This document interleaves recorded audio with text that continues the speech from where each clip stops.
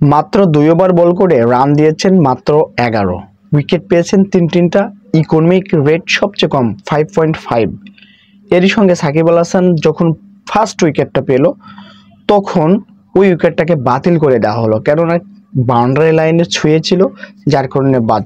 সবাই ভাবছিল সাকিব আল হাসানের 5 উইকেট মনে হয় হলো না, ধারাভাষ্যকারও বলছিল 500 উইকেট, মানে প্রশংসার যতটুকু দরকার ততটুকুই করেছিলেন, কিন্তু সেই আউটটা হলো না। তারপরেই সাকিব রিজওয়ানকে আউট করে দিলেন কট অ্যান্ড বোল্ডে, তারপরে তার 500 উইকেট পূর্ণ হলো এবং পৃথিবীর ভিতরে একমাত্র বাঁহাতি স্পিনার হিসাবে তিনি এই অর্জনটা করলেন।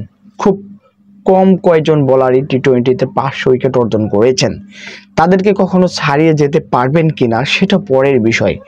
আজকের এই ম্যাচটাতে সাকিব আল হাসান দুর্দান্ত বোলিং পারফরমেন্স করেছেন, এখন শুধু বাকি ব্যাটিং পারফরমেন্সটা ভালো করার, কেননা তার ব্যাটিং পারফরমেন্সটা যদি ভালো হয় তার ভক্তরা অন্ততপক্ষে বলতে পারবে যে সাকিবকে আবার যাদের টিমে ফেরানোর দরকার, সামনে টি-20 বিশ্বকাপ আছে, এশিয়া কাপে তো দল ঘোষণা করা হয়ে গেছে, এখানে চান্স পাবেন না, এটা খুব একটা স্বাভাবিক একটা বিষয়।